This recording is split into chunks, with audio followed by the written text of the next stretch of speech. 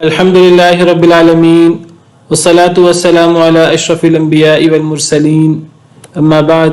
فأعوذ بالله من الشيطان الرجيم من همزه ونفخه ونفثه بسم الله الرحمن الرحيم رب اشرح لي صدري ويسر لي أمري واحلل عقدة من لساني يفقه قولي اللهم انفعنا بما علمتنا وعلمنا ما ينفعنا وزدنا علما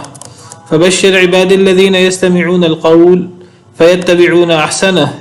أولئك الذين هداهم الله وأولئك هم أولو الألباب أعوذ بالله من الشيطان الرجيم بسم الله الرحمن الرحيم ولا أقول لكم عندي خزائن الله ولا أعلم الغيب ولا أقول إني ملك ولا أقول للذين تزدري أعينكم لن يؤتيهم الله خيرا اللہ اعلم بما فی انفسہم انی اذا لمن الظالمین ولا اقول لکم اور نہیں میں کہتا تمہارے لیے عندی خزائن اللہ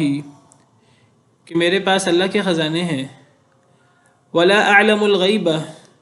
اور نہ ہی میں جانتا ہوں غیب کو ولا اقول انی ملک اور نہ ہی میں کہتا ہوں انی ملک کہ میں فرشتہ ہوں فرشتوں میں سے ولا اقول للذین تزدری اعینکم اور نہ ہی میں کہتا ہوں ان لوگوں کے لیے ان لوگوں کے بارے میں تزدری اعینکم حقیر جانتی ہیں تمہاری آنکھیں جنہیں نہ ہی میں ان لوگوں کے بارے میں کہتا ہوں کہ جن لوگوں کو تمہاری آنکھیں حقیر سمجھتی ہیں میں ان کے بارے میں جنہیں تمہاری آنکھیں حقیر سمجھتی ہیں میں ان کے بارے میں یہ نہیں کہتا کیا لن یؤتیہم اللہ خیرا کہ ہرگز نہیں دے گا انہیں اللہ تعالیٰ خیر اللہ اعلم بما فی انفسہم اللہ زیادہ جانتا ہے ساتھ اس کے جو ان کے دلوں میں ہے انی اذا لمن الظالمین بے شک میں اس وقت کس وقت اگر میں ان لوگوں کے بارے میں جنہیں تمہاری آنکھیں حقیر سمجھتی ہیں اگر میں ان کے بارے میں یہ کہوں اللہ انہیں کوئی خیر نہیں دیں گے اگر میں یہ بات کہوں تو اس وقت بے شک میں اس وقت لمن الظالمین البتہ ظالموں میں سے ہوں گا سیدنا نوح علیہ السلام کا اپنی قوم کے ساتھ مکالمہ جاری ہے ہم نے پڑھا کہ سیدنا نوح علیہ السلام نے اپنی قوم کو واضح نصیحت کی اور اپنی قوم سے کہا کہ میں تمہاری طرف واضح ڈرانے والا ہوں اپنی قوم کو توحید کی دعوت دی اللہ کے عذاب سے ڈرایا آگے سے قوم والوں نے قوم کے سرداروں نے مالدار لوگوں نے تعرض کیا اختلاف کیا بحث و مباحثہ کیا اور کہا کہ ہم آپ کو رسول نہیں مانتے ہم آپ کو اللہ کا نبی نہیں مانتے اس لیے کہ ایک تو آپ بشر ہیں بشر رسول کیسے ہو سکتا ہے اور دوسری بات کہ آپ کے ماننے والے وہ حقیر لوگ ہیں وہ دنیاوی اعتبار سے ہمارے ہم پلہ نہیں ہیں وہ موٹی عقل والے لوگ ہیں سطحی رائے والے لوگ ہیں وہی آپ پر ایمان لائے ہیں تو ہم ان لوگوں جیسے کیسے ہو سکتے ہیں حضرت نوح علیہ السلام نے اپنی قوم کو واضح نصیحت کی اور کہا کہ اے میری قوم ذرا غور کرو اس انداز سے سوچو کہ اگر میں واضح دلیل پر ہوں اپنے رب کی طرف سے اور میں واقعی اللہ کا نبی ہوا تو پھر تمہارا کیا بنے گا اور یہ بھی کہا ہے اپنے قوم سے کہ اے میری قوم میں اس تبلیغ پر تم سے کوئی مال کوئی بدلہ نہیں مانگتا دنیا کا یہ بھی کہا اپنی قوم سے کہ اے میری قوم اگر تم یہ کہو کہ میں غریبوں کو غریب ایمان والوں کو اپنے سے دور کر دوں تو تم میری بات سننے پر تیار ہو جاؤ گے تو میری بات سن لو کان کھول کر کہ میں کبھی بھی غریب ایمان والوں کو اپنے سے دور نہیں کروں گا ایک نبی کا یہ کام نہیں ہے کہ وہ ایمان والوں کو چاہے وہ غریب ہی کیوں نہ ہو دنیاوی اعتبار سے تو وہ مالداروں کو خوش کرنے کے لیے وہ غریب ایمان والوں کو اپنے جان نثاروں کو اپنے سے دور کرے اگر میں نے یہ کام کیا کہ میں نے غریب ایمان والوں کو اپنے سے دور کیا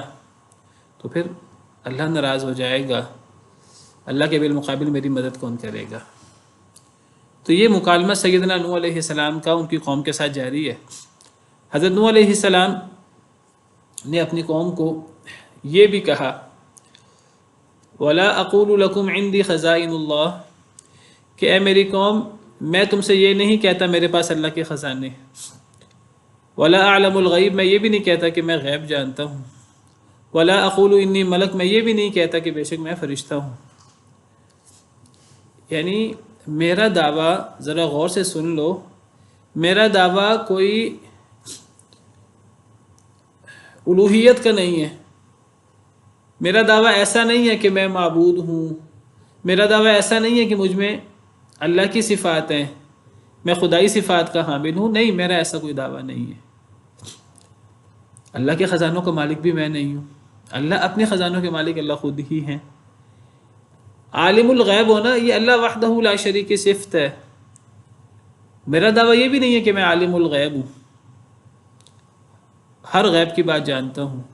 نہیں، نبی عالم الغیب نہیں ہوتا، اللہ کی کوئی مخلوق بھی عالم الغیب نہیں ہوتی۔ عالم الغیب اگر کوئی ہے تو اللہ وحدہ لا شریک کی ذات والا صفات ہے۔ قُلْ لَا يَعْلَمُ مَنْ فِي السَّمَاوَاتِ وَالْأَرْضِ الْغَيْبَ إِلَّا اللَّهُ کہہ دیجئے اے اللہ کے رسول، آسمانوں اور زمین میں کوئی غیب نہیں جانتا سوائے اللہ کے، آسمان والے ہوں فرشتے یا زمین والے ہوں انسان، جن، دیگر مخلوقات، اللہ کی تمام مخلوقات میں کوئی غیب نہیں جانتا سوائے اللہ کے، اللہ کے علاوہ کوئی غیب نہیں جانتا، چاہے وہ کتنا بڑا ولی، کتنا نبی، مقرب، رسول، مرسل ہی کیوں نہ ہو۔ تو میرا دعویٰ عالم الغیب ہونے کا نہیں ہے، میں غیب نہیں جانتا۔ نبی کا دعویٰ کبھی بھی عالم الغیب ہونے کا نہیں ہوتا۔ نبی کا دعویٰ کیا ہوتا ہے؟ نبی کا دعویٰ یہ ہوتا ہے کہ اللہ مجھ پر وحی کرتے ہیں۔ کیا وحی کرتے ہیں؟ ہر چیز نہیں۔ کیا اللہ ہر بات نبی کو بتا دیتے ہیں؟ نہیں، اللہ نبی پر وہ وحی کرتے ہیں جو اللہ نے وحی کرنا ہوتا ہے،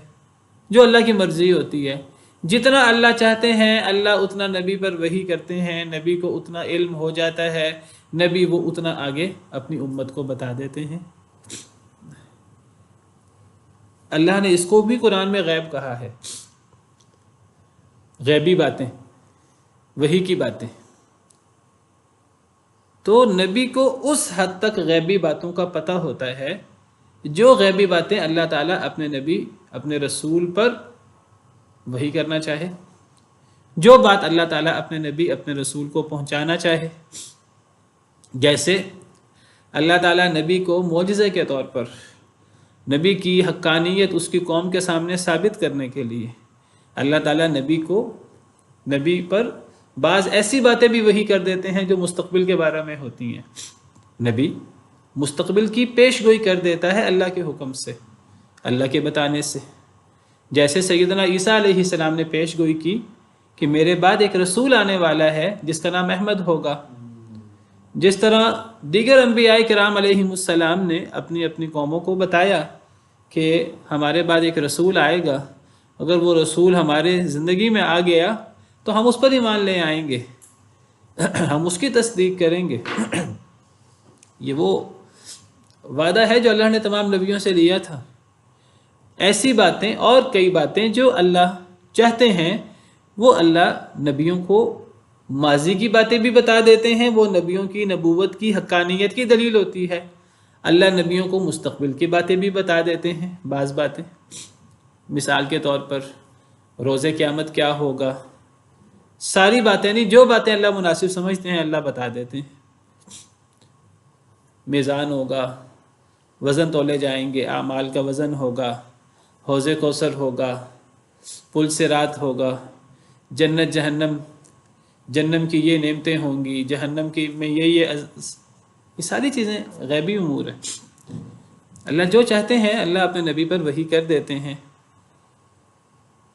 قیامت کب آئے گی اللہ نے کسی کو بھی نہیں بتایا، لیکن اللہ نے قیامت کی بعض نشانیاں بتا دی ہیں۔ سیدنا جبریل امین علیہ السلام نبی صلی اللہ علیہ وسلم کی خدمت میں حاضر ہوئے انسان کی شکل میں، مشہور حدیث جبریل ہے صحیح بخاری صحیح مسلم میں۔ تو حضرت جبریل امین علیہ السلام انسانی شکل میں آئے صحابہ کرام کہتے ہیں ہم نے ایک آدمی کو دیکھا، اس دور میں ہر بندہ دوسرے بندے کو پہچانتا ہوتا تھا، تو ہم نے ایک آدمی کو دیکھا کہ جس کو ہم جانتے نہیں تھے، ہم پہچانتے نہیں تھے، وہ ہمارے علاقے کا نہیں تھا، لیکن عجیب بات ہے اس پر سفر کے اثرات بھی نہیں تھے، شدید سفید کپڑے، بالکل سفید کپڑے جن پر کسی قسم کا کوئی میل، کوئی سفر کے آثار نہیں ہیں، سیاہ بال، اور بالکل جیسے کوئی بندہ تیار ہو کے اور نہا دھو کے آیا ہو، لیکن وہ تو صحابہ کرام نہیں جانتے تھے اس کو۔ پھر اس نے نبی صلی اللہ علیہ وسلم سے سوال کیے، اسلام کے بارے میں سوال کیا، نبی صلی اللہ علیہ وسلم نے جواب دیا، ایمان کے بارے میں سوال کیا، ایمان کے ارکان پوچھے، نبی صلی اللہ علیہ وسلم نے بتایا، احسان کے بارے میں سوال کیا، پھر قیامت کے بارے میں پوچھا تو نبی صلی اللہ علیہ وسلم نے فرمایا مل مسئول عنہا بعلم من السائل، جس سے سوال ہو رہا ہے، یعنی میں محمد صلی اللہ علیہ وسلم جس سے سوال ہو رہا ہے وہ سوال کرنے والے سے زیادہ نہیں جانتا، یعنی نہ میں محمد صلی اللہ علیہ وسلم مجھے پتہ ہے، نہ اس کا سوال کرنے والے یعنی جبریل امین علیہ السلام کو پتہ ہے۔ ہاں یہ فرمایا کہ قیامت کی بعض نشانیاں ہیں، حضرت جبریل نے کہا مجھے قیامت کی بعض نشانیاں بتائیے، تو نبی صلی اللہ علیہ وسلم نے قیامت کی بعض نشانیاں بتائیں کہ لونڈی اپنی مالکن کو جنم دے گی، چرواہے جو ننگے پیر ننگے جسم پھرا کرتے تھے، اللہ ان کو اتنا مال دے دیں گے قرب قیامت، بدو قسم کے لوگ، کہ وہ اونچی اونچی عمارتیں بنائیں گے، اور اونچی اونچی عمارتیں بنانے میں ایک دوسرے سے مقابلہ کریں گے کہ میری عمارت زیادہ اونچی ہے، میری عمارت زیادہ اونچی ہے۔ تو بعض ایسی باتیں جو اللہ چاہتے ہیں اللہ نبیوں کو بتا دیتے ہیں، ماضی کی بعض باتیں بھی بتا دیتے ہیں، مستقبل کی بعض باتیں بھی جو اللہ چاہتے ہیں بتا دیتے ہیں، اور یہ باتیں نبی کی نبوت کی دلیل ہوتی ہیں، لیکن ان باتوں سے کسی کو مغالطہ نہ ہو کہ نبی عالم الغیب ہو گئے، نہ اللہ نے اس کو علم الغیب کہا ہے، نہ نبی اس کو علم الغیب کہتے ہیں۔ قرآن کریم میں کئی جگہ پر جہاں اللہ تعالیٰ نے پچھلے انبیاء کا قصہ بیان کیا تو اللہ تعالیٰ نبی صلی اللہ علیہ وسلم پر احسان جتلاتے ہوئے اللہ فرماتے ہیں تِلْكَ مِنْ أَنْبَاءِ الْغَيْبِ نُوحِيهَا إِلَيْكَ، اس قصے کے بعد بھی آئے گا کہ اے نبی صلی اللہ علیہ وسلم یہ غیب کی خبریں ہیں جو ہم آپ پر وحی کر رہے ہیں، مَا كُنْتَ تَعْلَمُهَا أَنْتَ وَلَا قَوْمُكَ مِنْ قَبْلِ هَذَا، ان باتوں کو اس سے پہلے نہ آپ جانتے تھے نہ آپ کی قوم جانتی تھی۔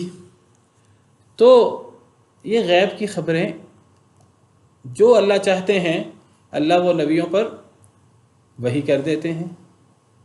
اور جو اللہ نبیوں پر وحی کرتے ہیں نبی وہ باتیں آگے اپنی امت کو بتا دیتے ہیں۔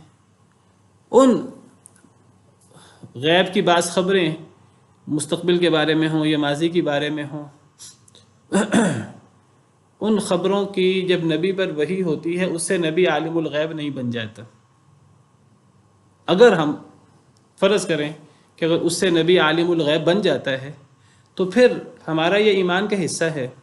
کہ انبیاء کرام علیہم السلام پر جو وحی ہوتی ہے وہ انبیاء کرام علیہم السلام کی ذمہ داری ہوتی ہے کہ آگے اپنی امت کو بتا دیں،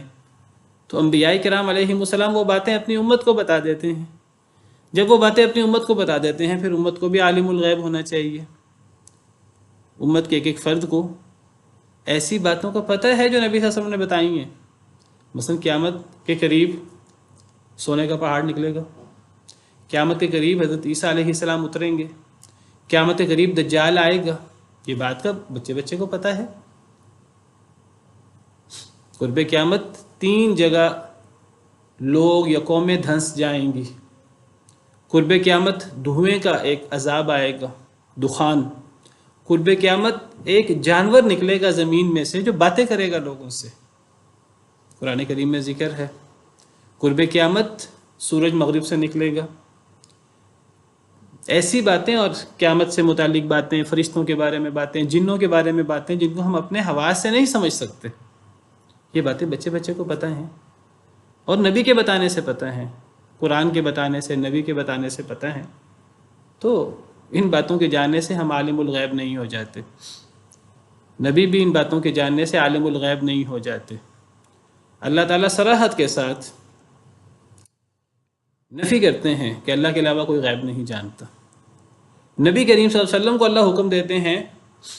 نبی صلی اللہ علیہ وسلم کو بھی اور اپنے دیگر انبیاء کرام علیہم السلام کو بھی، کہ وہ لوگوں کے سامنے ببانگ دہل یہ بات بتا دیں کہ کوئی یہ نہ سمجھے کہ مجھ پر وحی ہوتی ہے تو میں عالم الغیب ہو گیا ہوں، نہیں۔ تو فرمایا وَلَا أَقُولُ لَكُمْ عِنْدِي خَزَائِنُ اللَّهِ، حضرت نوح علیہ السلام کی دعوت کہ میں نہیں کہتا تمہارے لیے کہ میرے پاس اللہ کے خزانے ہیں، میں اللہ کا نبی ضرور ہوں، اللہ کا جلیل القدر پیغمبر ہوں، لیکن اللہ کے خزانوں کا مالک نہیں ہوں۔ اللہ کے خزانوں کا مالک اللہ وحدہ لا شریک ہے، میں نہیں کہتا میرے پاس اللہ کے خزانے۔ وَلَا أَعْلَمُ الْغَيْبَ، میں یہ بھی نہیں کہتا میں غیب جانتا ہوں، حالانکہ حضرت نوح علیہ السلام پر وحی ہوتی تھی۔ اللہ قرآن میں صراحت سے فرماتے ہیں اِنَّا أَوْحَيْنَا إِلَيْكَ كَمَا أَوْحَيْنَا إِلَى نُوحٍ وَالنَّبِيِّينَ مِن بَعْدِ، سورہ نساء میں اللہ فرماتے ہیں اے نبی صلی اللہ علیہ وسلم، ہم نے آپ پر اس طرح وحی کی جس طرح ہم نے نوح علیہ السلام اور بعد والے انبیاء پر وحی کی علیہم السلام اجمعین۔ حضرت نوح علیہ السلام پر وحی ہوتی تھی، لیکن وحی ہونے کے باوجود حضرت نوح علیہ السلام فرماتے ہیں میں غیب نہیں جانتا۔ وَلَا أَقُولُ إِنِّي مَلَكٌ، اور میں یہ بھی نہیں کہتا کہ میں فرشتہ ہوں۔ نوح علیہ السلام نے اپنی قوم کو کہا کہ میں انسان ہوں، میں فرشتہ نہیں ہوں۔ یہ باتیں کہ میرے پاس اللہ کے خزانے نہیں ہیں، یعنی میں نفع نقصان کا مالک میں نہیں ہوں، میں غیب نہیں جانتا، اللہ کی صفات میرے اندر نہیں ہیں، اللہ کی کوئی صفت بھی میرے اندر نہیں ہے، میں عالم الغیب بھی نہیں ہوں اور میں فرشتہ بھی نہیں ہوں، نورانی مخلوق بھی نہیں ہوں، میں بشر ہوں، میں انسان ہوں۔ یہ بات صرف سیدنا نوح علیہ السلام نے اپنی دعوت میں اپنی قوم کے سامنے نہیں پیش کی، ہر نبی نے یہ بات اپنی قوم کے سامنے اپنی دعوت میں پیش کی۔ نبی کریم صلی اللہ علیہ وسلم نے بھی اپنی قوم کے سامنے بار بار اس حقیقت کو واضح کیا، جیسے سورہ انعام میں ہم پڑھ آئے ہیں پیچھے، اللہ نے نبی کو حکم دیا کہ اے نبی صلی اللہ علیہ وسلم آپ اپنی قوم کے سامنے اعلان کریں، تاکہ قوم یعنی اللہ کی طرف سے اعلان بھی ہو جائے اور یہ نبی کی طرف سے بھی اپنی قوم کے لیے ایک اعلان ہو جائے، کوئی مغالطہ باقی نہ رہے۔ سورہ انعام آیت نمبر 50، قُلْ لَا أَقُولُ لَكُمْ عِنْدِي خَزَائِنُ اللَّهِ، اے اللہ کے رسول صلی اللہ علیہ وسلم آپ اعلان کر دیجئے اپنی قوم کے سامنے، لا اقول لکم عندی خزائن اللہ، میں تمہیں نہیں کہتا کہ میرے پاس اللہ کے خزانے ہیں، ولا اعلم الغیب، میں یہ بھی نہیں کہتا کہ میں غیب جانتا ہوں، ولا اقول لکم انی ملک، میں یہ بھی نہیں کہتا کہ میں فرشتہ ہوں، میں فرشتہ یا نورانی مخلوق نہیں ہوں، یعنی کیا ہوں پھر میں انسان ہوں۔ جیسے دوسری جگہ فرمایا قل انما انا بشر مثلکم یوحى الی، سورہ کہف کے آخری آیت نمبر 110، قل اے اللہ کے رسول اعلان کر دیجئے صلی اللہ علیہ وسلم، انما سوائے اس کے کہ نہیں، انا بشر مثلکم، میں بشر ہوں تمہارے جیسا، فرق کیا مجھ میں اور تم میں، یوحى الی، مجھ پر وحی ہوتی ہے۔ یہ وہ عقیدہ ہے جو اللہ تعالی ہمیں سکھانا چاہتے ہیں، یہ ہر مسلمان کا عقیدہ ہونا چاہیے۔ یہ وہ عقیدہ ہے جو نبی کریم صلی اللہ علیہ وسلم کی زبانی اللہ نے اس کا اعلان کروایا قرآن میں جگہ جگہ، اور نبی صلی اللہ علیہ وسلم نے اپنے احادیث مبارکہ میں اس عقیدے کو واضح کیا۔ یہ وہ عقیدہ ہے جو دیگر انبیاء کرام علیہم السلام نے اپنی دعوت میں اپنی قوم کے سامنے پیش کیا۔ لیکن اگر انہی بنیادی باتوں میں ہی اگر کوئی غیر اختلاف کرے، کافر، یہودی، عیسائی، تو سمجھ آتی ہے کہ وہ قرآن کو مانتا نہیں ہے، انکار کرتا ہے۔ ایک مسلمان کہلانے والا اپنے آپ کو قرآن و حدیث کو ماننے کا دعویٰ کرنے والا، اور قرآن کریم کی واضح آیات کے بعد بھی اگر وہ یہ عقیدہ رکھے کہ نبیوں کے پاس تو اللہ کے خزانے ہیں، جس کو چاہیں نواز دیں، جس کو چاہیں دے دیں، ہماری دکانوں پہ کیا لکھا ہوتا ہے، یہ سب تمہارا کرم ہے آقا، کہ بات اب تک بنی ہوئی ہے، یعنی یہ جو ساری کاروبار کی برکت ہے، تو اے آقا، آقا کے اوپر صاد بھی لکھا ہوتا ہے، کسی کو مغالطہ نہ ہو جائے کہ آقا سے مراد اللہ تعالیٰ ہیں، آقا سے مراد نبی کریم صلی اللہ علیہ وسلم لیتے ہیں لوگ، صاد بھی اوپر لکھ دیتے ہیں صلی اللہ علیہ وسلم۔ اگرچہ جب نبی کریم صلی اللہ علیہ وسلم کا نام لیا جائے تو درود پڑھنا چاہیے پورا، صاد نہیں لکھنا چاہیے اکیلا، اگر آپ کا نام نامی آئے تو پورا درود پڑھنا چاہیے صلی اللہ علیہ وسلم، یا اللہم صلی وسلم وبارک علیہ، یا لمبا درود جو بھی انسان پڑھ لے۔ لیکن لوگ کیا عقیدہ رکھتے ہیں کہ ہم پر جو خیر و برکت ہے، جو کرم ہے، یہ نبی کریم صلی اللہ علیہ وسلم نے کیا ہوا ہے۔ لوگ سمجھتے ہیں کہ ہمیں مکہ مدینے نبی کریم صلی اللہ علیہ وسلم بلاتے ہیں۔ کسی سے پوچھا جائے کہ آپ کا نام نکلا کہ نہیں نکلا پورا اندازی میں، کہتے ہیں ابھی تک بلاوا ہی نہیں آیا، اور اس قسم کی باتیں۔ نبی کریم صلی اللہ علیہ وسلم کو اللہ کی طرح پکارا جاتا ہے، سیدنا علی رضی اللہ تعالی عنہ کو، دیگر بزرگوں کو،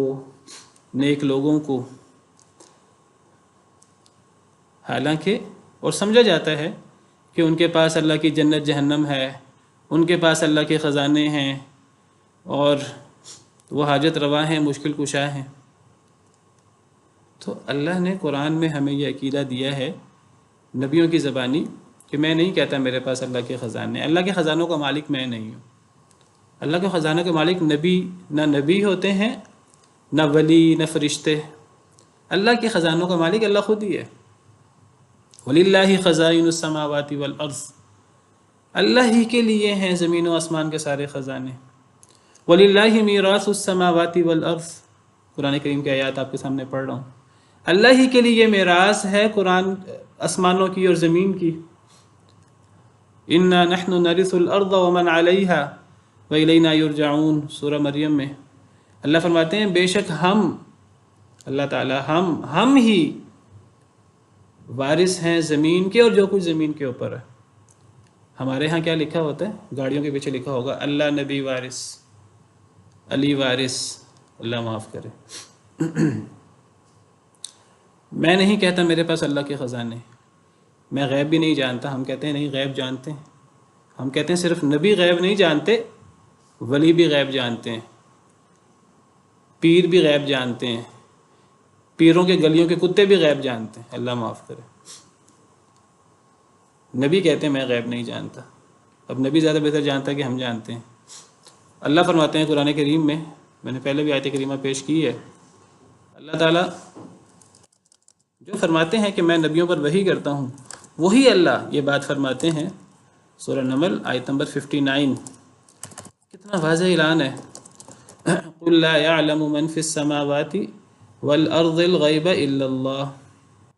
آیت نمبر 65 قُلْ لَا يَعْلَمُ، کہہ دیجئے نہیں جانتا جو بھی آسمانوں میں ہے یا زمین میں غیب کو سوائے اللہ کے، یعنی زمین و آسمان کی کوئی مخلوق غیب نہیں جانتی، چاہے وہ فرشتے کیوں نہ ہوں، چاہے وہ نبی ولی کیوں نہ ہوں۔ پھر اللہ فرماتے ہیں وَمَا يَشْعُرُونَ أَيَّانَ يُبْعَثُونَ، جن کے بارے میں دعویٰ ہے کہ وہ غیب جانتے ہیں، انہیں تو اتنا بھی نہیں پتا کہ انہیں اٹھایا کب جائے گا، یعنی وہ جو قبروں میں ہیں، وہ جو نیک بزرگ نبی ولی فوت ہو گئے، اللہ کے پاس چلے گئے، انہیں اتنا بھی نہیں پتا کہ قیامت کب ہوگی، قیامت کے بعد میدان محشر کب لگے گا، میدان محشر، انہیں اتنا بھی نہیں پتا۔ یہ بھی تو چیز غیب میں شامل ہے۔ اگر قیامت کا نہیں پتا، میدان محشر کا نہیں پتا، تو باقی غیبی امور کا کیسے پتا ہو؟ نبی صلی اللہ علیہ وسلم سے اللہ تعالیٰ نے قرآن کریم میں ایک جگہ نہیں کئی جگہ یہ بات کہلوائی کہ نبی آپ اعلان کر دیجئے میں غیب نہیں جانتا۔ قُلْ لَا أَمْلِكُ، سورہ اعراف کی آیت ہے، سورہ اعراف آیت نمبر 188۔ قُلْ لَا أَمْلِكُ لِنَفْسِي نَفْعًا وَلَا ضَرًّا، کہہ دیجئے اے اللہ کے رسول صلی اللہ علیہ وسلم، نہیں میں اختیار رکھتا اپنے آپ کے لیے نہ نفع کا نہ نقصان کا، الا ما شاء اللہ، مگر جو اللہ چاہے۔ جو اللہ چاہتا ہے وہ ہوتا ہے۔ میں محمد صلی اللہ علیہ وسلم بھی اپنی ذات کے نفع نقصان کا مالک نہیں ہوں۔ اگر نبی صلی اللہ علیہ وسلم اپنی ذات کے نفع نقصان کے مالک نہیں ہیں، اپنی ذات کے نفع نقصان کا اختیار ان کے پاس نہیں ہے، تو دوسروں کے نفع نقصان کا اختیار ان کے پاس کیسے ہوگا؟ اور قرآن کریم میں یہ بھی ہے قُلْ لَا أَمْلِكُ لَكُمْ ضَرًّا وَلَا رَشَدًا، سورہ جن میں کہہ دیجئے اے اللہ کے رسول صلی اللہ علیہ وسلم، میں تمہارے لیے خیر خواہی یا نقصان کا اختیار نہیں رکھتا۔ نبی صلی اللہ علیہ وسلم نہ اپنے بارے میں نفع نقصان کے مالک ہیں، نہ دوسروں کے بارے میں نفع نقصان کا مالک ہیں۔ اور جب نبی کریم صلی اللہ علیہ وسلم ان کے پاس یہ اختیار نہیں ہے نفع نقصان کا، تو دنیا کی کون سی ہستی ہو سکتی ہے کہ جس کے پاس یہ اختیار ہو؟ کسی کے پاس اختیار نہیں ہو سکتا۔ وَلَوْ كُنْتُ أَعْلَمُ الْغَيْبَ، اگر میں غیب جانتا ہوتا، لَاسْتَكْثَرْتُ مِنَ الْخَيْرِ وَمَا مَسَّنِيَ السُّوءُ، میں ساری خیریں اکٹھی کر لیتا، مجھے کبھی کوئی تکلیف نہ آتی اگر میں غیب جانتا ہوتا۔ اللہ نبی سے کہلوا رہے ہیں، نبی اعلان کر دیجئے اگر میں غیب جانتا ہوتا، میں محمد صلی اللہ علیہ وسلم اگر غیب جانتا ہوتا، لستکثرت من الخیر، ساری خیریں اکٹھی کر لیتا. وما مسنی السوء، مجھے دنیا میں کبھی کوئی مشکل پیش نہ آتی، کیونکہ غیب جاننے کا مطلب ہے کوئی مشکل آنی ہے میں پہلے اس مشکل سے بچ جاؤں. کوئی خیر کی بات ہے میں پہلے ہی ایک دن پہلے ہی طے کر لوں میں نے تو یہ کام کرنا ہے. آپ کو پتہ ہے کہ دنیا میں جتنی آزمائشیں انبیاء کرام علیہ السلام کو آتی ہیں اتنی تو عام لوگوں کو بھی نہیں آتی. اگر نبی غیب جانتے ہوتے تو کسی نبی کا کوئی آزمائش نہ آتی. اگر نبی کریم صلی اللہ علیہ وسلم کو پتہ ہوتا جنگ احد میں کیا ہونا ہے صحابہ کرام کے ساتھ، اور آپ زخمی ہو جائیں گے اور آپ کے دندان مبارک شہید ہو جائیں گے اور 70 صحابہ کرام جو ہیں وہ شہید ہو جائیں گے، آپ جنگ احد میں نہ شریک ہوتے باہر نکل کر، آپ اپنے آپ کو صحابہ کرام کو بچا لیتے، کبھی کوئی مشکل نہ آتی آپ کو. اتنے واضح عقیدے ہیں قرآن کریم سے ثابت ہیں، لیکن ہم لوگ بس جو باپ دادا سے سن لیا، جو اپنے مسجد کے مولوی صاحب سے سن لیا، کوئی دلیل دی انہوں نے کہ نہیں دی، بس وہی ہمارا عقیدہ ہے. تو حضرت نوح علیہ السلام اپنی قوم کو دعوت دے رہے ہیں، میں نہیں کہتا تمہیں کہ میرے پاس اللہ کے خزانے ہیں، ولا اعلم الغیب، میں غیب بھی نہیں جانتا، ولا اقول انی ملک، میں یہ بھی نہیں کہتا کہ میں فرشتہ ہوں، میں انسان ہوں. ہر نبی انسان ہوتا ہے لیکن اس پر وحی ہوتی ہے. ولا اقول للذین تزدری اعینکم لن یؤتیہم اللہ خیرا، میں یہ بھی نہیں کہتا کہ ان لوگوں کے بارے میں جنہیں تمہاری آنکھیں حقیر سمجھتی ہیں کہ اللہ انہیں کبھی خیر نہیں دیں گے. حضرت نوح علیہ السلام کی قوم کن لوگوں کو حقیر سمجھتے تھے؟ پیچھے ہم نے پڑھا کہ وہ غریب ایمان والوں کو حقیر سمجھتے تھے. تو حضرت نوح فرماتے ہیں علیہ السلام کہ تم غریب ایمان والوں کو جن کو تم حقیر سمجھتے ہو، تمہاری آنکھیں جنہیں نیچ اور حقیر سمجھتی ہیں والعیاذ باللہ، میں ان کے بارے میں یہ ہرگز نہیں کہہ سکتا کہ اللہ انہیں کوئی خیر نہیں دیں گے. یعنی حضرت نوح علیہ السلام کے قوم، سردار، مالدار لوگ، کافر، وہ کیا کہتے تھے؟ وہ کہتے تھے یہ غریب لوگ ایمان لے آئے ہیں، یہ ہم سے بڑھ گئے ہیں، یہ دنیا اور آخرت کی خیروں کے مالک ہو گئے ہیں. یہ تو کبھی بھی دنیا اور آخرت کی خیروں کے مالک نہیں ہو سکتے، یہ تو غریب لوگ ہیں. ہم مالدار ہیں، ہم اقتدار والے ہیں، اگر کوئی خیر ہے تو ہمارے پاس ہے، ہمارے پاس ہونی چاہیے، دنیا کی خیر ہو یا آخرت کی خیر ہو. حضرت نوح علیہ السلام کی قوم کے سردار کفار وہ ہوں یا دیگر انبیاء کرام علیہ السلام کی قوم کے سردار کفار، وہ بھی یہی سمجھتے تھے. قریش مکہ بھی یہی سمجھتے تھے. وہ سمجھتے تھے کہ یہ غریب لوگ جو مسلمان ہو رہے ہیں اور سمجھ رہے ہیں کہ ہم اللہ کے بڑے قریب ہو گئے ہیں، اب دنیا اور آخرت کی خیریں ساری ہمارے لیے ہیں، وہ کہتے تھے کیسے ہو سکتا ہے، ہم عقل مند لوگ ہیں، ہم دنیا کے کرتا دھرتا ہیں، دنیا کے اندر مال اقتدار ہمارے پاس ہے، جتھے ہمارے پاس ہیں، تو یہ غریب لوگ یہ ہم سے کیسے بڑھ سکتے ہیں. حضرت نوح کہتے ہیں کہ تمہاری یہ بات، تم یہ بات کہہ سکتے ہو، میں یہ بات نہیں کہہ سکتا. میں نہیں کہہ سکتا ان لوگوں کے بارے میں جنہیں تمہاری آنکھیں حقیر سمجھتی ہیں کہ اللہ ان لوگوں کو کبھی خیر نہیں دیں گے. میں نہیں یہ بات کہہ سکتا، کیونکہ یہ بات کہنا غلط ہے. جب اللہ فرماتے ہیں کہ جو ایمان لے آئے، چاہے وہ مرد ہو چاہے وہ عورت ہو، چاہے وہ مالدار ہو چاہے وہ غریب ہو، جو ایمان لے آئے وہ اللہ کا قریبی ہو جاتا ہے. جب اللہ فرماتے ہیں کہ جو ایمان لے آئے، جو نیک عمل کر لے، وہ تمام مخلوق میں سب سے افضل ہو جاتا ہے. سورہ بینہ، ان الذین آمنوا وعملوا الصالحات اولئک هم خیر البریہ. اللہ فرماتے ہیں بے شک وہ لوگ جو ایمان لائے اور جنہوں نے نیک عمل کیے وہ تمام مخلوق میں سب سے افضل ہیں. اور جب اللہ فرماتے ہیں سورہ بینہ میں ہی ان الذین کفروا من اہل الکتاب والمشرکین فی نار جہنم خالدین فیہا اولئک هم شر البریہ، وہ لوگ جو جنہوں نے کفر کیا، وہ مشرکین میں سے ہوں یا اہل کتاب میں سے ہوں، وہ مشرک ہوں عام مشرکین مکہ، مجوسی، دیگر مشرکین، دیگر کفار، یا وہ اہل کتاب کے کفار ہوں یہود و نصارہ، اللہ فرماتے ہیں کہ جو بھی کفر کرے، خواہ وہ اہل کتاب میں سے ہو یا مشرکین میں سے ہو، یہ جہنم کی آگ میں ہوں گے اور یہ بدترین مخلوق ہیں. جب اللہ فرماتے ہیں کہ ایمان لانے والا بہترین ہے، اس کے مال، اس کے اقتدار کی ہونے کی نہ ہونے کی کوئی حیثیت نہیں ہے، اس کا رنگ کالا ہے گورا ہے، وہ مرد ہے یا عورت ہے، کوئی حیثیت نہیں ہے اس کی. جب اللہ فرماتے ہیں کہ یا ایھا الناس انا خلقناکم من ذکر و انثی وجعلناکم شعوبا وقبائل لتعارفوا، اے لوگو ہم نے تمہیں ایک مرد عورت سے پیدا کیا ہے اور ہم نے تمہارے کنبے قبیلے بنائے ہیں، تمہاری ذات پات بنائی ہیں، اس لیے نہیں کہ کوئی ذات دوسری ذات سے افضل ہے، صرف تعارف کے لیے۔ ان اکرمکم عند اللہ اتقاکم، تم میں سے سب سے معزز اللہ کے نزدیک وہ ہے جو سب سے زیادہ اللہ سے ڈرنے والا ہے۔ اللہ پر ایمان رکھنے والا اور اللہ سے ڈرنے والا ہے، وہ اللہ کو سب سے پیارا ہے، چاہے وہ بلال حبشی کیوں نہیں ہے، چاہے وہ کوئی غریب کیوں نہیں ہے۔ وہ بلال حبشی، سیدنا بلال بن رباح حبشی رضی اللہ عنہ وارضاہ، نبی صلی اللہ علیہ وسلم کی تربیت دیکھیں، صحابہ کرام کی نبی صلی اللہ علیہ وسلم نے تربیت فرمائی۔ حضرت عمر رضی اللہ عنہ، وہ عمر رضی اللہ عنہ جن کے بارے میں نبی صلی اللہ علیہ وسلم نے فرمایا کہ جس رستے سے وہ گزر جائیں اس رستے سے شیطان بھی دور بھاگ جاتا ہے، اور آپ نے فرمایا اگر میرے بعد کوئی ملہم ہوتا کوئی تو وہ عمر ہوتے جس پر الہام ہوتا ہے۔ سیدنا عمر رضی اللہ عنہ وہ فرمایا کرتے تھے سیدنا ابو بکر صدیق کے بارے میں کہ ابو بکر سیدنا اعتق سیدنا، ابو بکر صدیق رضی اللہ عنہ ہمارے سردار ہیں، ہمارے آقا ہیں، ہم سے افضل ہیں، ہمارے بڑے ہیں۔ اعتق سیدنا، انہوں نے ہمارے سردار کو آزاد کرایا۔ کیا مراد تھی؟ سیدنا بلال۔ ابو بکر صدیق رضی اللہ تعالیٰ عنہ ہمارے سردار ہیں اور ہمارے سردار کو وہ آزاد کرنے والے بھی ہیں۔ سیدنا بلال کو حضرت ابو بکر صدیق نے آزاد کروایا تھا رقم دے کر۔ بہت سارے غریب لوگ تھے، غلام تھے شروع دور کے، سیدنا ابو بکر صدیق نے انہیں آزاد کروایا تھا۔ تو یہ تربیت نبی صلی اللہ علیہ وسلم کی اور اسلام کی یہ دعوت ہے۔ ہم مسلمان اس پر عمل کریں نہ کریں یہ ہماری کوتاہی ہے، ورنہ اسلام میں کوئی ذات پات، کوئی غریبی اور مالدار ہونا یہ کوئی فضیلت والی بات نہیں ہے۔ اصل فضیلت تو ایمان کی ہے۔ حضرت نوح فرماتے ہیں کہ جن لوگوں کو تمہاری آنکھیں حقیر سمجھتی ہیں میں ان کے بارے میں کیسے کہہ سکتا ہوں کہ اللہ انہیں کبھی خیر نہیں دیں گے۔ اللہ اعلم بما فی انفسہم، اللہ زیادہ جانتا ہے ساتھ اس کے جو ان کے دلوں میں ہے۔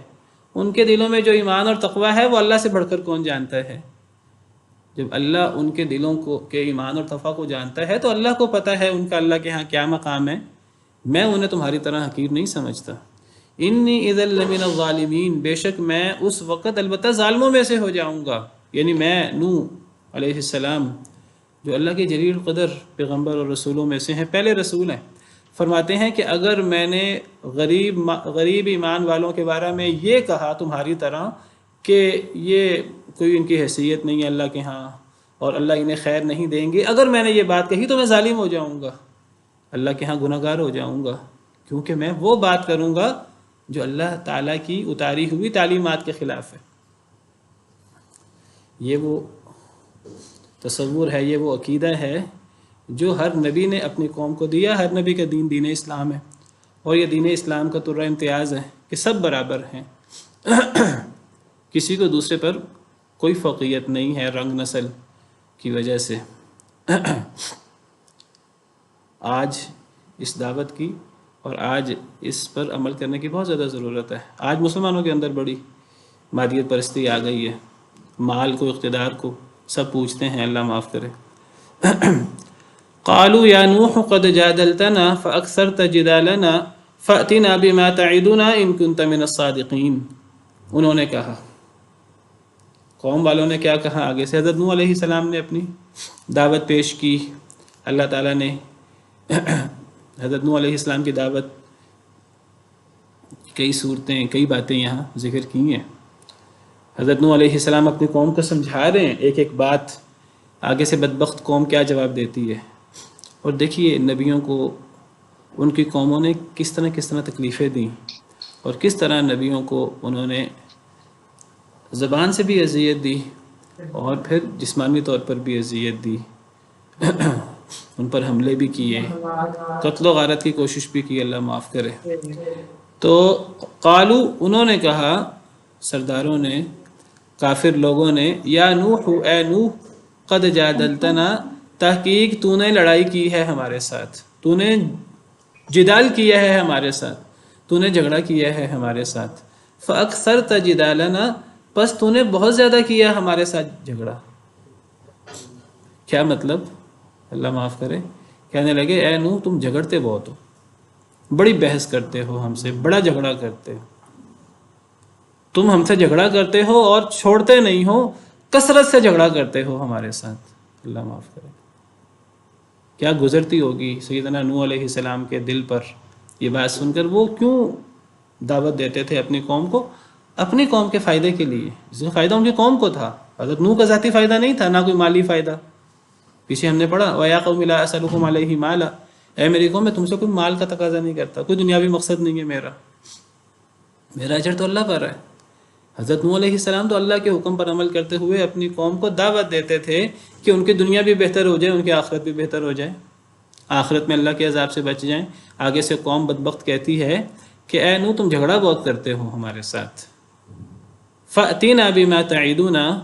پس تو لے آ ہمارے پاس وہ جو تو ہمیں وعدہ دیتا ہے، ان كُنْتَ مِنَ الصَّادِقِينَ، اگر تو سچوں میں سے ہے۔ اے نوح اگر آپ سچے ہیں اپنی دعوت میں اور اپنے دعووں میں، تو آپ جو ہمیں وعدہ دیتے ہیں وہ آپ لے آئیں۔ کیا مطلب؟ جو آپ ہمیں عذاب کی وعیدیں سناتے ہیں کہ اگر اللہ پر ایمان نہ لایا تو عذاب آ جائے گا، اللہ تعالیٰ دنیا میں بھی عذاب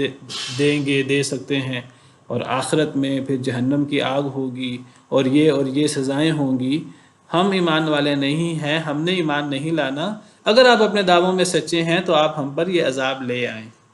یہ قیامت جو آپ ہم پر بپا کرنے کا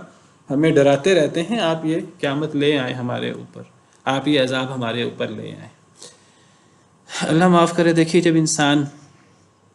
کفر و شرک کی انتہا پر پہنچتا ہے، بغاوت کی انتہا پر پہنچتا ہے، سرکشی کی انتہا پر پہنچتا ہے، تو پھر یہ انسان کا رویہ ہوتا ہے۔ اپنے ہی خیر خواہوں کو، نبی سے بڑھ کر قوم کا کوئی خیر خواہ نہیں ہو سکتا، نبی سے بڑھ کر قوم کا کوئی محسن نہیں ہو سکتا، نبی سے بڑھ کر کون محسن ہوگا؟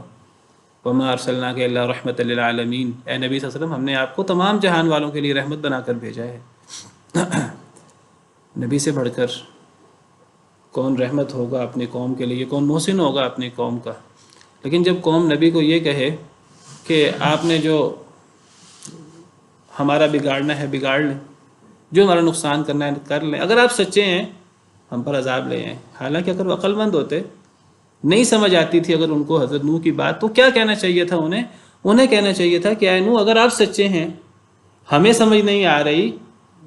تو آپ اللہ سے ہمارے بارے میں دعا کر دیں۔ اگر آپ سچے ہیں تو اللہ سے دعا کریں اللہ ہمیں توفیق دے کہ ہم ایمان لے آئے۔ اگر آپ سچے ہیں، اگر حضرت نوح سچے تھے تو ایک یعنی لاجیکل بات کیا ہے، ایک سادہ سی سمجھ آنے والی بات کیا ہے کہ کوئی بھی سادہ سا بندہ بھی یہ بات کہے گا کہ اگر حضرت نوح علیہ السلام، قوم کہہ رہی ہے اگر حضرت نوح سچے ہیں تو قوم کو کیا آگے سے تقاضا کرنا چاہیے تھا؟ یہ تقاضا کرنا چاہیے تھا اگر آپ سچے ہیں، اللہ کے سچے نبی ہیں، تو آپ ہمارے لیے دعا کر دیں اللہ تعالیٰ ہمیں توفیق دے ایمان لانے کی۔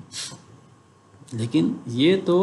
بغاوت کی، سرکشی کی انتہا ہے، یہ کہنا کہ جو آپ نے عذاب لانا ہے عذاب لے آئیں۔ آپ قرآن کریم میں قصے پڑھیں گے پرانے انبیاء کرام علیہم السلام کے، اور آپ غور کریں حضرت نوح علیہ السلام کا قصہ ہم پڑھ رہے ہیں، تقریباً ہر نبی کا جو قصہ ہوتا ہے، ہر نبی کا اور اس کی قوم کا، یہ قصہ اور یہ چیزیں تقریباً ہر نبی اور اس کی قوم میں اس سے ملتی جلتی باتیں ہوتی ہیں۔ اگر حضرت نوح علیہ السلام کی قوم نے حضرت نوح علیہ السلام پر وہ ایمان نہ لائی، حضرت نوح علیہ السلام کو زبان سے تکلیفیں دیں، جھوٹا کذاب کہا کہ آپ جھگڑا کرنے والے ہیں، آپ یہ کرنے والے ہیں، آپ وہ کرنے والے ہیں، جسمانی تکلیفیں دیں، قتل کرنے کی سازشیں کی، تو یہ معاملہ دیگر انبیاء کرام علیہم السلام کے ساتھ بھی ہوا ہے، نبی کریم صلی اللہ علیہ وسلم کے ساتھ بھی ہوا ہے۔ نبی صلی اللہ علیہ وسلم کو بھی کفار یہی کہتے تھے اگر آپ سچے ہیں تو آپ ہم پر عذاب لے آئیں۔ ابو جہل نے جب جنگ بدر ہونے لگی اور وہ جو تجارتی قافلہ مسلمانوں نے روک دیا، اب یہاں سے کفار کا لشکر نکل رہا ہے 1000 لوگوں کا، تو ابو جہل نے خانہ کعبہ کے پردے پکڑ کر اللہ سے یہ دعا کی، اللہ کو تو مانتے تھے وہ کہ اللہ رب ہے، اللہ ہمارا خالق ہے، زمین و آسمان کو پیدا کرنے والا ہے، اللہ سے دعا کی ابو جہل نے۔ اللہ نے قرآن میں وہ دعا ذکر کی، وَإِذْ قَالُوا اللَّهُمَّ إِنْ كَانَ هَذَا هُوَ الْحَقَّ مِنْ عِنْدِكَ فَأَمْطِرْ عَلَيْنَا حِجَارَةً مِّنَ السَّمَاءِ أَوْ ائْتِنَا بِعَذَابٍ أَلِيمٍ۔ سورہ انفال میں اللہ نے یہ قول ذکر کیا ہے ان کا، بدبختوں کا۔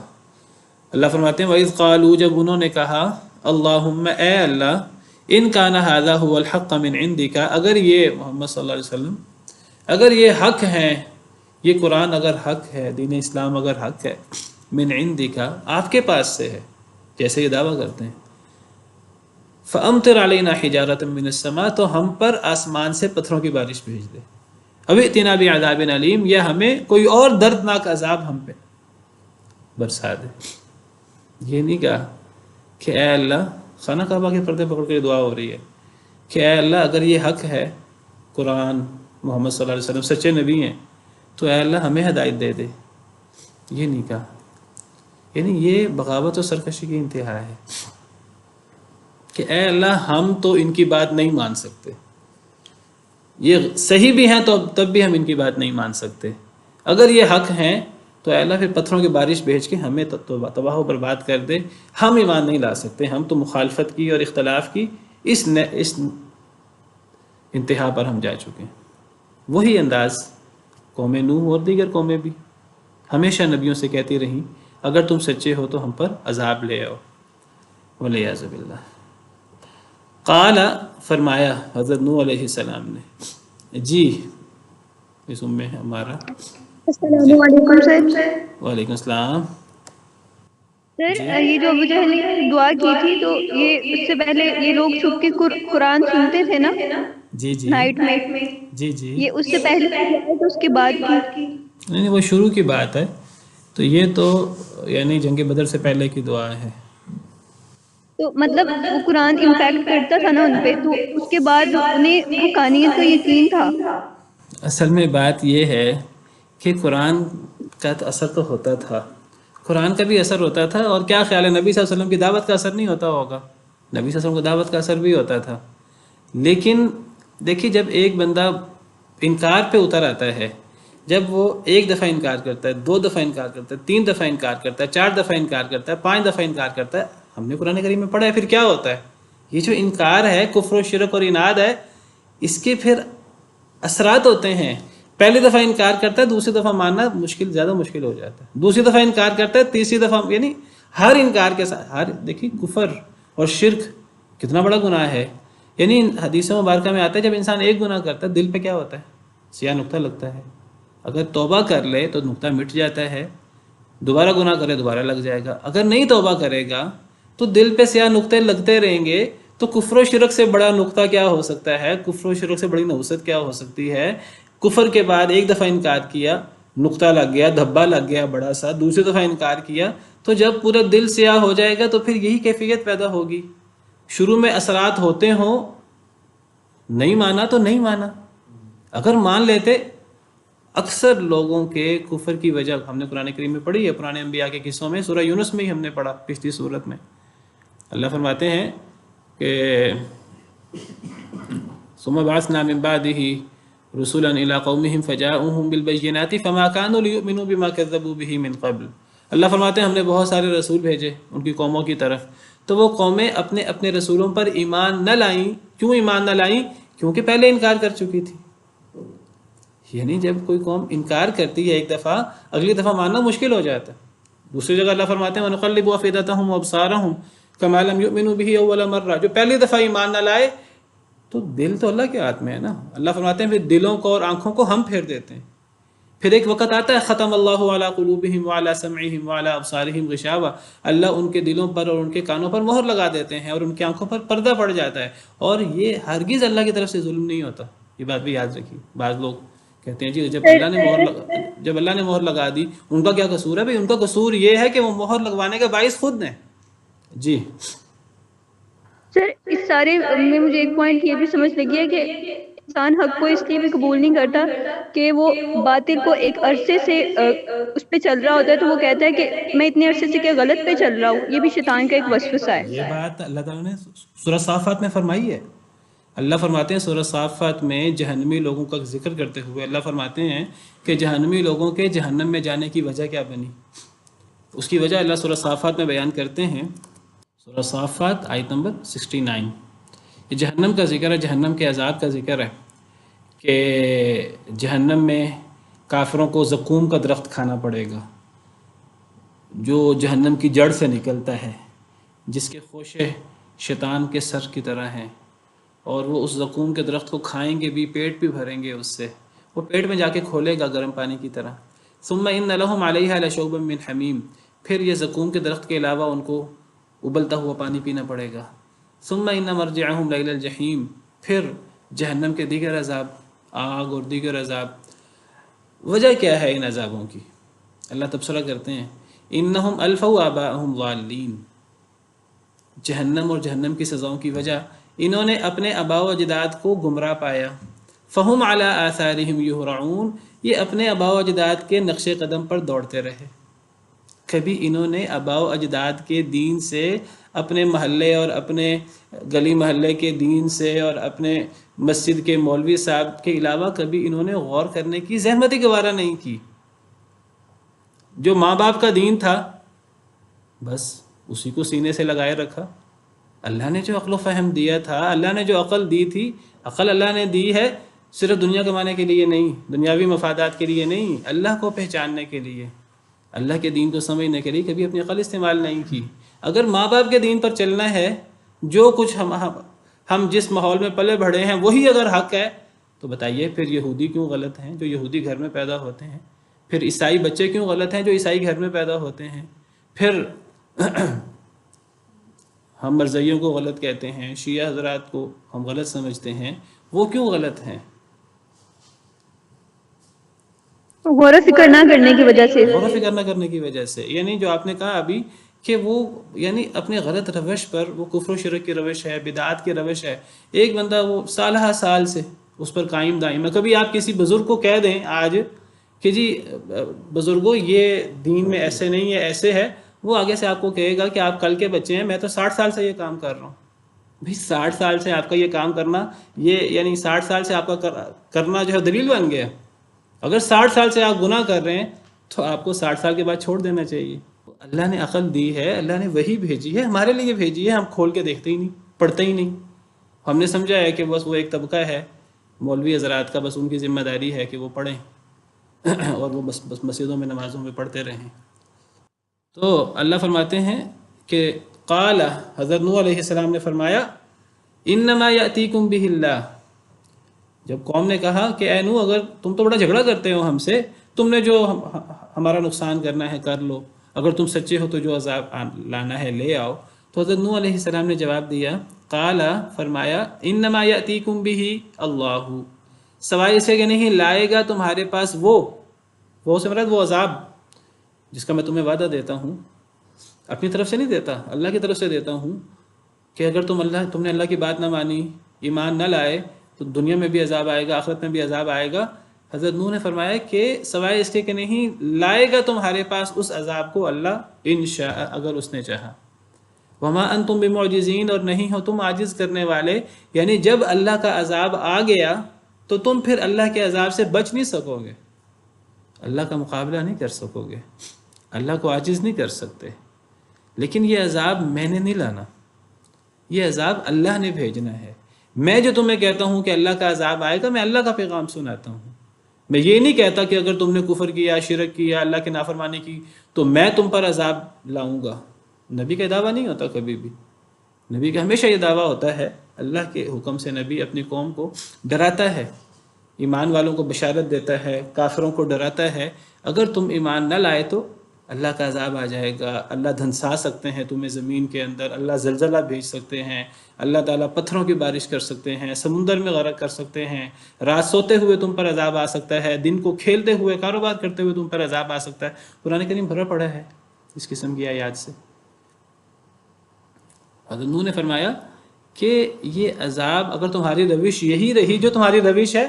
اللہ نے چاہا تو آئے گا، عذاب اللہ نے لانا ہے، میں نے نہیں لانا۔ جب اللہ چاہے گا تو آئے گا، جب اللہ کی مرضی ہوگی تو عذاب آئے گا، اور جب عذاب آ گیا نہ اس سے ایک لمحہ لیٹ ہوگا نہ اسے ایک لمحہ پہلے ہوگا، اور جب عذاب آ گیا تو تم عاجز نہیں کر سکتے، تم اس عذاب سے بچ نہیں سکتے، تم اللہ کو ہرا نہیں سکتے۔ پھر فرمایا وَلَا يَنْفَعُكُمْ نُصْحِي إِنْ أَرَدْتُ أَنْ أَنْصَحَ لَكُمْ إِنْ كَانَ اللَّهُ يُرِيدُ أَنْ يُغْوِيَكُمْ، فرمایا میری قوم نہیں نفع دے گی تمہیں، نصحی میری نصیحت،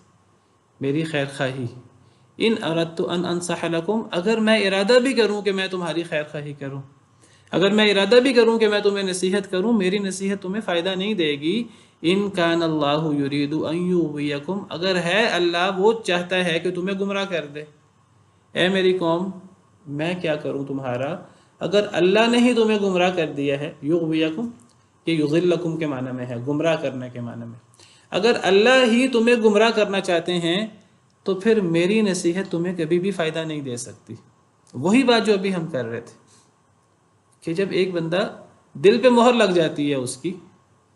جب وہ سوچنے سمجھنے پر تیار نہیں ہوتا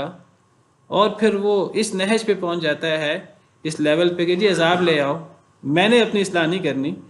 آپ نے جو عذاب لانا ہے آپ لے آئیں، تو حضرت نوح نے فرمایا کہ اے میری قوم، میں تو تمہاری خیر خواہی کرنا چاہتا تھا، لیکن اے میری قوم، میری خیر خواہی تمہیں کبھی فائدہ نہیں دے گی۔ میں تمہاری جتنی بھی خیر خواہی کرنا چاہوں، جتنی میں محنت کر رہا ہوں،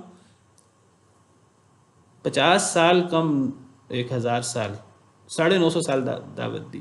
950 سال کہنے کی بات ہے، اپنی قوم کو دعوت دی۔ جتنی میں کوشش کر رہا ہوں، اگر میں اس سے زیادہ بھی کوشش کروں، میری کوشش، میری نصیحت تمہیں فائدہ نہیں دے سکتی اگر اللہ ہی تمہیں گمراہ کرنا چاہتا ہے۔ اور اللہ کے گمراہ کرنے سے کیا مراد ہے؟ ہم لوگ بعض دفعہ اس کو غلط سمجھتے ہیں کہ جی کچھ لوگ ایمان لانا چاہتے ہیں، اللہ ان کا سینہ ہی نہیں کھولتے۔ نہیں، ایسا نہیں ہے۔ یعنی جیسے ابھی ذکر ہوا، اللہ تب گمراہ کرتے ہیں، اللہ تب دل پہ مہر لگاتے ہیں جب ایک انسان خود گناہ کر کر کے، کفر و شرک کر کر کے، اللہ کو ناراض کر کر کے، جب اپنے دل پر جب اس کے دل پہ زنگ لگ جاتا ہے نا، کلا بل ران علی قلوبہم ما کانوا یکسبون، سورہ مطففین میں اللہ فرماتے ہیں بلکہ ان کے دلوں پر زنگ لگ گیا ہے ان کے اعمال کی وجہ سے۔ جب وہ زنگ لگ جاتا ہے، جب وہ مہر لگ جاتی ہے، اور وہ ان کے اعمال کی وجہ سے لگتی ہے، اللہ ذرہ برابر بھی کسی پہ ظلم نہیں کرتے۔ تو یہ جو اگر اللہ تمہیں گمراہ کرنا چاہتے ہیں کہ تم اللہ کی نافرمانی کیے جا رہے ہو اور اللہ نے تمہیں اب گمراہ کر دیا ہے، مہر لگا دی ہے، اب میری نصیحت تمہیں کیا فائدہ دے گی؟ کوئی فائدہ نہیں دے گی۔ تو فرمایا کہ میری نصیحت تمہیں فائدہ نہیں دے گی اگرچہ میں ارادہ بھی کروں کہ تمہیں نصیحت کروں، یعنی اگر میں تمہیں مزید محنت کر کے زیادہ نصیحت کرنے کا ارادہ بھی کروں، اگر میں مزید محنت بھی کروں، میری نصیحت تمہیں فائدہ نہیں دے گی اگر اللہ وہ چاہتے ہیں کہ تمہیں گمراہ کر دیں۔ اللہ کی گمراہی اور کیا مراد ہے میں واضح کر چکا ہوں، اور یہ وہی بحث ہے اللہ کے ارادہ کی، جس کو اللہ کا ارادہ کونیہ اور اللہ کا ارادہ شرعیہ کہتے ہیں۔ تو یہ اللہ کا ارادہ کونیہ ہے کہ اللہ کا ارادہ شرعیہ ہے، اللہ کا لوگوں کو گمراہ کرنا، یہ اللہ کا ارادہ کونیہ ہے۔ لمبی اس پر بات ہو چکی ہے۔ ہوا ربکم، وہ تمہارا رب ہے، وَإِلَيْهِ تُرْجَعُونَ، اسی کی طرف ہی تم نے لوٹ کر جانا ہے۔ اللہ تمہارا رب ہے، تمہارے اعمال کو دیکھ رہا ہے، اور اسی کی طرف تمہاری دنیا کی زندگی، یہ زندگی نہیں ہے، اصل تو آخرت کی زندگی ہے۔ تم نے اللہ کے پاس جانا ہے، اب اللہ ہی تم سے نمٹیں گے۔ ام یقولون افترا، کیا وہ کہتے ہیں اس نے گھڑ لیے ہے اس کو؟ قل ان افتریتہ، کہہ دیجئے ان افتریتہ، اگر میں نے گھڑ لیے ہے اس کو، فعلی اجرامی، تو میرے اوپر ہے میرا جرم، وانا بریء مما تجرمون، اور میں بری ہوں، بیزار ہوں اس سے جو تم جرم کرتے ہو۔ کیا وہ کہتے ہیں اس نے گھڑ لیے ہے اس کو؟ یہ سیدنا نوح علیہ السلام کا قصہ لمبا ہم پڑھ رہے ہیں، 1 رکوع 1.5 رکوع سے، اور آپ دیکھیے کہ یہ آیت نمبر 35 ہے، اگلی آیت 36 37 یہ بھی حضرت نوح علیہ السلام کے بارے میں ہی ہے، اور آگے تقریباً 1.5 رکوع مزید سیدنا نوح علیہ السلام کا قصہ ہے۔ یہ درمیان میں آیت نمبر 35، کیا وہ کہتے ہیں اس نے گھڑ لیے ہے اس کو، بعض مفسرین کہتے ہیں یہ حضرت نوح علیہ السلام کی قوم کا اور حضرت نوح کا آپس کا مکالمہ، بعض کہتے ہیں نہیں، کہ درمیان میں ایک آیت کریمہ یہ نبی کریم صلی اللہ علیہ وسلم اور قریش کے بارے میں۔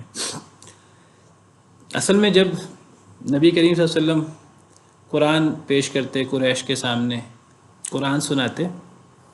جس میں پرانے قصے ہوتے، تو کفار انکار کر دیتے، کہتے کہ یہ اللہ کی کتاب کیسے ہو سکتی ہے، یہ تو پرانے لوگوں کی کہانیاں ہیں، آپ ہمیں پرانے لوگوں کی کہانیاں سناتے ہیں، ہمیں کہانیاں نہ سنایا کریں، ہم اس سے اچھی کہانیاں ہم بھی کہہ سکتے ہیں۔ روم اور فارس میں جا کر کئی لوگ وہاں سے جاتے تھے تجارت کے لیے، واپس آ کر الٹی سیدھی کہانیاں سناتے، یا وہ کہتے کہ یہ محمد، ہم کہتے ہیں صلی اللہ علیہ وسلم، انہوں نے جو ہے وہ تورات و انجیل سے یہ کچھ چیزیں پڑھ لی ہیں، کسی سے پڑھوا لی ہیں، وہ ہمارے سامنے عربی زبان میں پیش کر دیتے ہیں، تو یہ اللہ کی طرف سے نہیں ہے، یہ اس نے اپنے پاس سے گھڑ لی ہے۔ تو اکثر مفسرین کی رائے یہ ہے کہ یہ درمیان میں ایک آیت کریمہ یہ نبی صلی اللہ علیہ وسلم اور قریش کے بارے میں، کیونکہ عام طور پر پچھلے قصوں کے بارے میں قریش زیادہ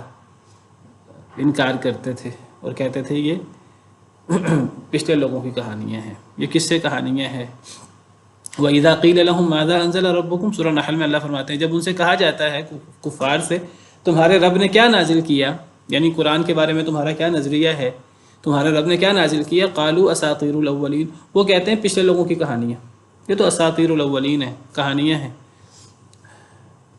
تو کیا وہ کہتے ہیں اس نے گھڑ لیا ہے اس کو، یعنی وہ کہتے ہیں سے مراد مشرکین مکہ، اور اس نے گھڑ لیا اس کو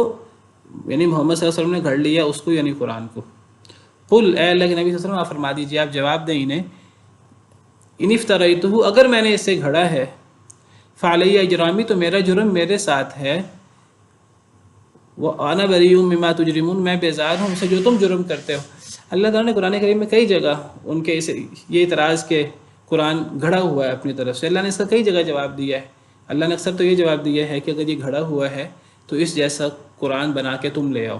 اس جیسی 10 صورتیں تم بنا کے لے آؤ، اس جیسی ایک صورت تم بنا کے لے آؤ۔ اگر یہ قرآن گھڑا جا سکتا ہے اللہ کے علاوہ، اگر محمد نعوذ باللہ اگر وہ گھڑ سکتے ہیں تو تم بھی گھڑ سکتے ہو۔ انہوں نے پورا قرآن گھڑ لیا تمہارے مطابق، تو تم ایک صورت بنا کے لے آؤ۔ اللہ نے یہ جواب دیا ہے۔ یہاں ایک اور انداز سے اللہ جواب دے رہے ہیں، اے اللہ کے نبی صلی اللہ علیہ وسلم انہیں کہہ دیجئے کہ اگر میں نے گھڑا ہے تو یہ تو میرا جرم ہے، میرے جرم سے تمہارے لیے کفر و شرک کرنا کیسے جائز ہو گیا؟ اگر یہ میرا جرم ہے، چلو مان لیا میرا جرم ہے، تمہارے اپنے جرم کے تو تم خود ذمہ دار ہو، تمہارے جرم سے میں بری ہوں، میں بیزار ہوں، تم اپنے کفر و شرک اور اپنی خرابیوں کو تو تم ٹھیک کرو۔ سبحان ربک رب العزت عما یصفون وسلام علی المرسلین والحمد للہ رب العالمین۔